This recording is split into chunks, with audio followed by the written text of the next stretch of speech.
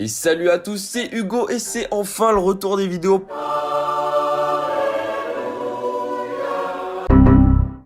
Putain, ça me manquait, mais j'avais pas trop le temps avec les partiels, tout ça. Mais maintenant que c'est fini et que le semestre est complètement terminé, j'ai un peu plus de temps pour refaire des vidéos. Et je vous avoue que je me sens quand même un peu plus libre et ça fait du bien.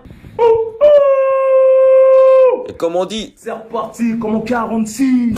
Et pour le symbole d'aujourd'hui, je pense que vous l'avez forcément vu, on va parler de ce symbole-là. Peut-être que certains le savent déjà, ce symbole typographique désigne un renvoi, toujours suivi d'un espace insécable, ce qui veut dire qu'en gros, on ne le sépare jamais de ce qu'il va y avoir après. En gros, c'est comme pour les pourcentages et les euros, tu vas jamais commencer à foutre ton prix à la fin d'une ligne et tu vas mettre le symbole euro au début de la ligne d'en dessous. C'est complètement débile. Enfin bref, un espace insécable, c'est tout simplement ça. Ainsi, ce symbole typographique, grâce à son espace insécable, ne sera jamais séparé de ce à quoi il renvoie, c'est-à-dire le paragraphe. Ce qui nous permet donc logiquement une lecture bien plus fluide. D'ailleurs, je viens de remarquer que j'ai même pas dit son petit nom, ou enfin d'où ça vient, parce que c'est quand même la base avant d'aller un peu plus loin. Donc pour ce qui est de ses origines, déjà il faut savoir que c'est un digramme.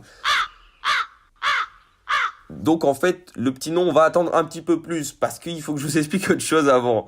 Un digramme, en fait, en linguistique, c'est un assemblage de deux signes diacritiques. Bon, là, je sens que je commence à en faire chier plus d'un, et déjà, vous vous êtes 10 à avoir cliqué sur la vidéo, là, il y en a plus que 2 qui regardent. Bon, alors du coup, je vais essayer d'être rapide. En fait, un signe diacritique, c'est un signe accompagnant une lettre ou un graphème et qui en modifie donc le sens et potentiellement aussi le son. Alors, je sais pas si vous avez compris ou si vous arrivez à imaginer ça, parce que peut-être que j'explique comme une merde. Bon, pour que ça soit plus simple, je vais vous donner des exemples. Par exemple, le CCD est une lettre dite diacritée. Donc voilà, par exemple, la petite couille qui pend sous le C, ça change le sens en fait de cette lettre. Donc je pourrais donner beaucoup d'exemples de lettres diacritées, mais je pense que ça sert pas à grand chose et vous êtes pas vraiment là pour ça. Et on peut juste noter que par exemple, tous les E avec accent sont des lettres diacritées. Et quoi qu'il en soit, dans la langue française en tout cas, les lettres diacritées ne font pas partie de l'alphabet. Enfin bon, c'est bon, clap, on peut revenir à notre sujet de base. Donc pour ce qui est de ce symbole, en fait, c'est donc un digramme formé par la combinaison de deux S. Non, pas vraiment ces deux S là.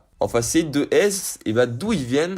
Tout simplement du latin signum sectionis, ce qui signifie signe de séparation. Donc voilà, maintenant vous connaissez son nom d'origine et vous pouvez l'appeler comme ça si vous en avez envie. Par moment, il est possible de le retrouver doublé, enfin écrit 2 fois de suite. Et dans ces cas-là, c'est où il renvoie à 2 paragraphes ou plusieurs paragraphes. Bien évidemment, tu l'écris que 2 fois, même si tu renvoies à plus de 2 paragraphes. Tu vas pas t'amuser à l'écrire 15 fois si tu fais référence à 15 paragraphes. Ça serait complètement con. Mais quoi qu'il en soit, il paraît que de toute manière, la double écriture du signum sectionis est de moins en moins utilisée. Par contre, il est également possible de retrouver ce symbole pour d'autres utilisations dans différents milieux. On pourra notamment le retrouver en zoologie, mais également pour écrire les titres de certaines œuvres ou également dans le domaine du jeu vidéo. Et d'ailleurs, ça parlera peut-être à certains, c'était notamment le symbole de l'unité monétaire dans le jeu Les Sims. Mais je me souviens absolument pas du nom de cette thune dans le jeu. Du coup, faisons appel à la magie du montage. C'est à l'écran, yes. Et il y a 2 autres petites anecdotes que j'ai trouvées plutôt sympas. C'est sur la Pologne. Et en fait, ce symbole, c'est aussi l'insigne justement de la police polonaise. Et deuxième petite anecdote, c'était dans un forum ou dans les commentaires sur un des nombreux sites que j'ai fait. Il y avait quelqu'un qui en polonais a expliqué qu'il y avait une expression qui pouvait se traduire par sit like a paragraph.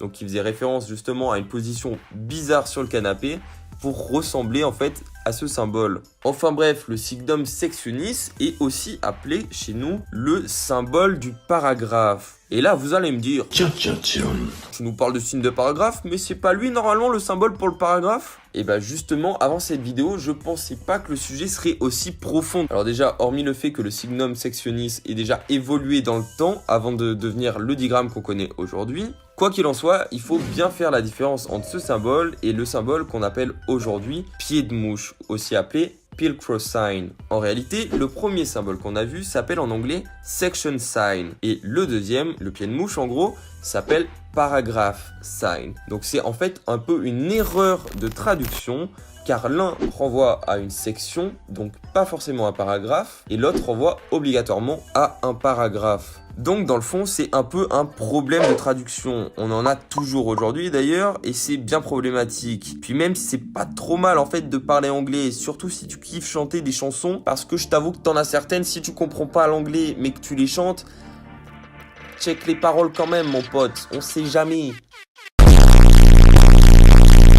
Enfin bref, malgré cette ambiguïté, il y a quand même un typographe qui s'appelle Jan Tschichold, et désolé si encore une fois je prononce mal, mais honnêtement, c'est assez galère. Dans une de ses œuvres Livres et typographie, il considère que le signe Signum Sectionis n'est qu'une variante dégénérée du signe médiéval du pied de mouche. Et puisque comme on dit, c'est toujours bien de faire d'une pierre deux coups, c'est comme quand t'as soif et que t'as envie de voir tes potes, qu'est-ce que tu fais? Boum, tu vas boire une bière avec tes potes, c'est trop smart.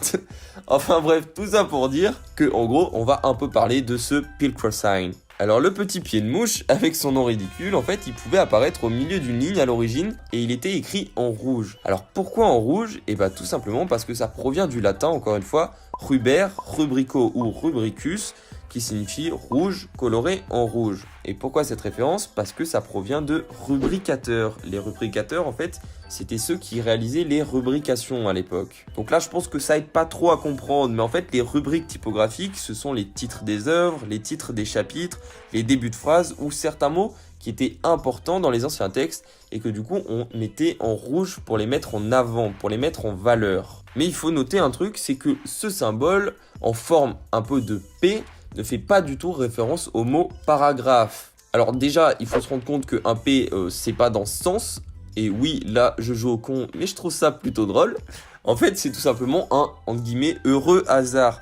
Parce qu'au début, ça s'appelait le capitulum. Et du coup, ça s'écrivait pas du tout comme ça. Au départ, c'était simplement un C. Il a évolué avec le temps pour devenir le Pilcrow sign qu'on connaît aujourd'hui, pour être bien plus simple à lire. Et c'est vers la fin du Moyen-Âge, c'est-à-dire le XVIe siècle, qu'on voit également une évolution pour le paragraphe. On commence notamment à introduire les retours à la ligne à la fin, mais également on instaure un espace libre au début du paragraphe pour justement placer notre pied de mouche. Avec le temps et une perte d'habitude sûrement, certaines personnes ont commencé à oublier de l'inscrire. Et au final, vous l'aurez peut-être deviné, ces espaces au début des paragraphes qui servaient justement au pied de mouche ont donné ce qu'on connaît aujourd'hui comme étant les alinéas. Donc voilà, j'en ai terminé avec le signum sectionis et le pied de mouche. Donc maintenant, vous pourrez faire la différence entre signe de paragraphe, signe de section. Je sais pas comment vous l'appellerez. Quoi qu'il en soit, ça me fait super plaisir de reprendre les recherches sur les symboles et de partager tout ça avec vous. Alors j'espère vraiment que ça vous a plu. J'ai hâte de voir vos retours dans les commentaires pour certains. Ça me fait toujours extrêmement plaisir. Donc je vous remercie juste énormément. On se retrouve bientôt pour une prochaine vidéo. À la prochaine.